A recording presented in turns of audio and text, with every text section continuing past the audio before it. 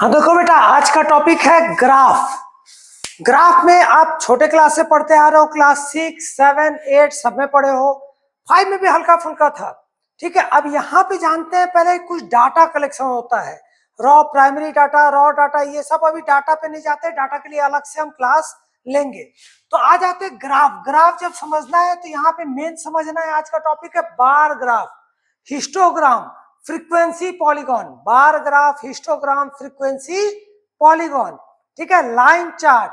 ठीक, इसके बाद आता है पाई चार्ट। ये इतने टॉपिक पे आज वर्क करेंगे।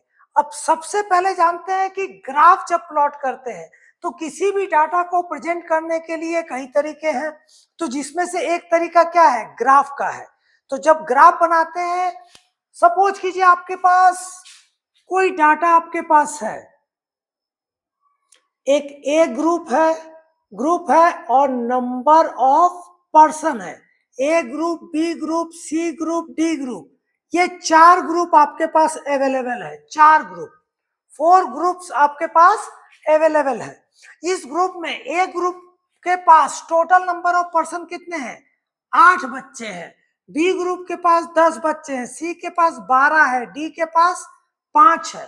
तो यहाँ पे बोलेगा कि बताइए कौन सा ग्राफ बनाना है, तो सबसे परफेक्ट क्या रहेगा, कुछ नहीं बोलेगा तो क्या रहेगा। एक चीज ध्यान दीजिए, सब क्या है, इंडिपेंडेंट है, ए का बी से डायरेक्ट कोई रिलेशन नहीं दिख रहा है। तो यहाँ पे सबसे अच्छा रहेगा बार ग्राफ।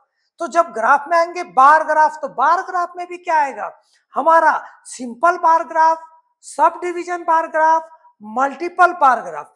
तो पहले हम आते हैं simple bar graph. Simple bar graph, जब सिंपल बार ग्राफ में आएंगे बेटा, तो हम क्या करेंगे, एक में डाटा लेंगे, क्या, एक एक्सिस, एक्स एक्सिस हो गया, एक वाई एक्सिस हो गया। तो एक्स एक्सिस का जो हम लेंगे वहां पे क्या लेंगे, एक में हम ले लेंगे क्या, ग्रुप, और एक में क्या लिख लिए इधर, नंबर ऑफ पर्सन। तो जब ग्रुप लिए एक ग्रुप, तो एक कॉलम छोड़ दीजिएगा। आप देखिएगा जब इसमें ग्राफ आप लेंगे एक्चुअल ग्राफ पे, वहां क्या रहेगा, स्क्वायर बॉक्स छोटे छोटे बने रहते हैं। तो एक को छोड़ के एक में आएंगे, यहाँ पे ए ग्रुप कर दिए, फिर एक को छोड़ दीजिएगा, फिर दूसरे में आएंगे बेटा, यहाँ क्या कर दिए, बी ग्रुप, फिर एक को छोड़ के तीसरे में आएंगे, यहाँ क्या कर दिया बेटा आपने, सी ग्रुप या ग्रुप। अब यहां से नेक्स्ट आते हैं, फिर एक को छोड़ देंगे, फिर दूसरे में आएंगे एक में, तो यहाँ क्या कर दिया, डी ग्रुप। तो A B C D group, ये 4 ग्रुप को मैंने किस पे इंडिकेट कर दिया, एक्स एक्सिस पे, और वाई एक्सिस पे 8, 10, 12, 5, मैक्सिमम कितना गया है, 12। तो हम अगर छोटा छोटा पार्ट भी लेते हैं, ऑन वाई एक्सिस 1 कॉलम क्या ले लिए, 2 यूनिट, 2, 4, 6, 8, 10, फिर और आगे चलेंगे, 2, 4, 6 से 10 के बाद हमारा ये वाई एक्सिस है बेटा, 10, 12, 14। अब यहाँ स्केल लिखने बोला जाता है, स्केल लिखने बोला जाता है, तो क्या है हमारा, ये ऑन वाई एक्सिस हमारा कितना हुआ बेटा, ऑन वाई एक्सिस पे, ऑन वाई एक्सिस पे 1 कॉलम हमारा कितना है, 2 यूनिट, 1 कॉलम क्या हुआ, 2 यूनिट। अब ऑन एक्स एक्सिस पे क्या हुआ, ग्रुप, क्या लिया, ग्रुप। ए ग्रुप में मेरा क्या है बेटा, 8। तो ए ग्रुप में यहाँ पे भी आएंगे, 8 पे पॉइंट लिए, यहाँ पे भी 8 पे पॉइंट लिए। अब ये दोनों हम क्या किए, यहाँ मिला लिए। इधर ध्यान दीजिए, समझ आया, बार ग्राफ। तो बार ग्राफ में हमारा क्या है, 2, 4, 6, 8, ए ग्रुप में 8, फिर छोड़ के ये सिंपल बार ग्राफ है। अब बी ग्रुप में कितना है बेटा, 10।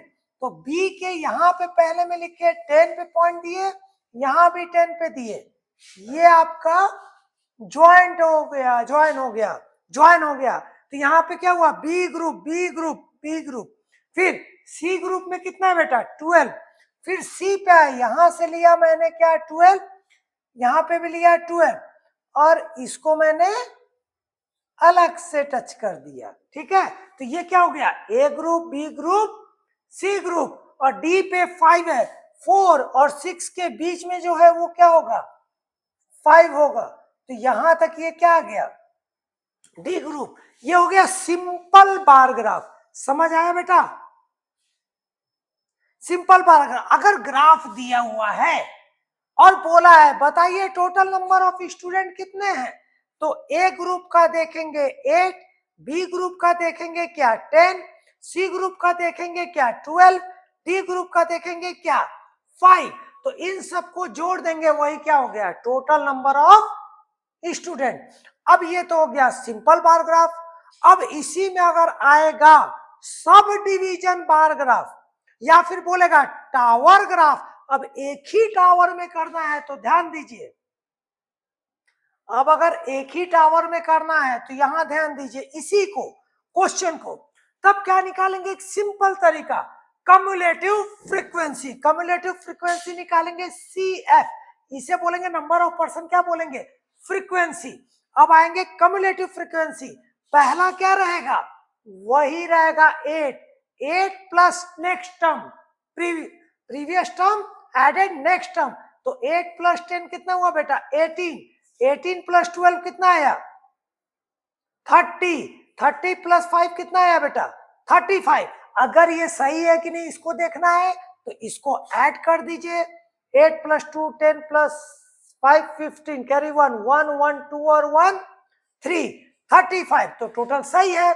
अब यहां से y एक्सिस पे लेंगे क्या नंबर ऑफ पर्सन, और x एक्सिस पे क्या हो गया ग्रुप हो गया।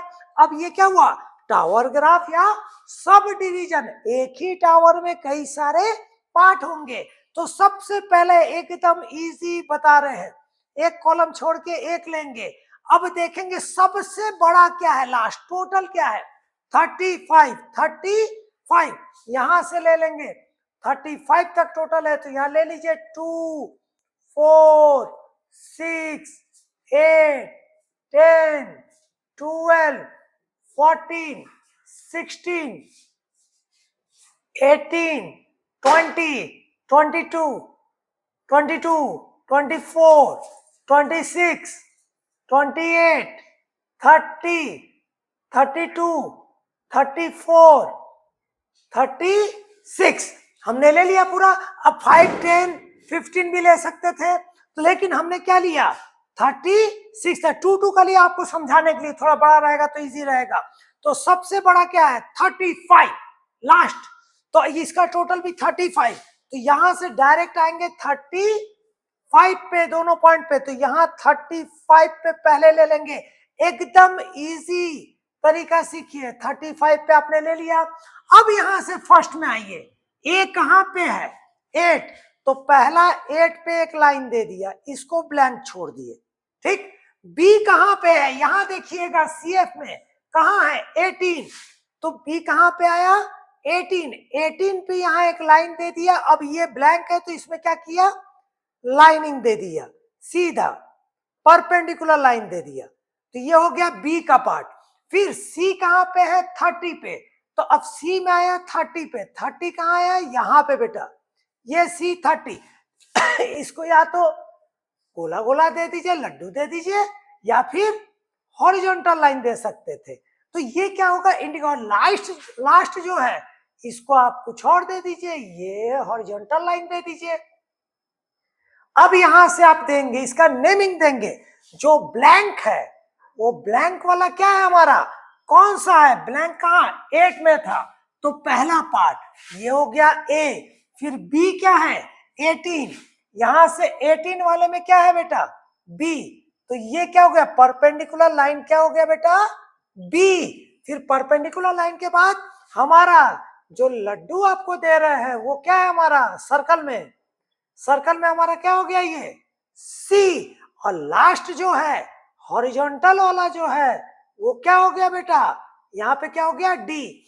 अब यहीं से अगर रिवर्स पूछता ग्राफ दे देता, बोलता बताइए सी में कितने हमारे नंबर ऑफ स्टूडेंट है सी सेक्शन में, तो आप सी सेक्शन क्या है, ये सी सेक्शन का अपर लिमिट देखेंगे, सी सेक्शन का अपर लिमिट यहाँ पे कितना है हमारा upper limit 30, upper limit C section का कितना है 30, और इसका लोअर क्या है सी सेक्शन का हमारा 18, तो 30 में क्या करेंगे 18 को माइनस कर देंगे, तो कितना आया हमारा 12, तो सी सेक्शन में कितने हैं 12। अगर हमारा बोलेगा कि हमारा बी सेक्शन कितना है, तो अब बी सेक्शन क्या है, परपेंडिकुलर लाइन, तो परपेंडिकुलर लाइन में बी सेक्शन का टॉप पे आएंगे, कितना दिया है 18, ये हो गया सी सेक्शन 18, 18 में क्या हो गया हमारा लोअर में क्या है 8, तो -8 कितना है बेटा 10 आया, ज्यादा हार्ड तो नहीं लगा होगा। ये कौन सा हो गया हमारा बी सेक्शन, और ए सेक्शन तो हमारा डायरेक्ट ही है कहाँ 8, तो ए हमारा डायरेक्ट आ गया 8।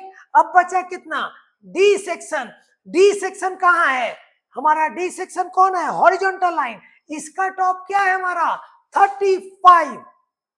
35 और इसका बेस क्या है हमारा, यहाँ पे कितना है बेटा 35 माइनस 30 कितना है 5, ये 5 क्या हो गया D, A B C D, जो पूछेगा आप निकाल सकते हो, ज्यादा हार्ड नहीं है। ये सिंपल बार ग्राफ हो गया, और ये क्या हो गया टावर ग्राफ या सब डिवीजन बार का मतलब एक ही टावर में कई सारे मल्टीपल फ्लोर हो गया। क्लियर हुआ। अगर ग्राफ देगा तो ग्राफ से कैसे हम डाटा पे आएंगे, और अगर डाटा देगा तो डाटा से कैसे ग्राफ जाएंगे, और अगर इंडिपेंडेंट होगा तो बार ग्राफ सबसे परफेक्ट रहता है। ठीक है, ऑनलाइन वालों के लिए आज का क्लास यही रोक रहे हैं, नेक्स्ट क्लास में हम दूसरे ग्राफ बताएंगे बेटा।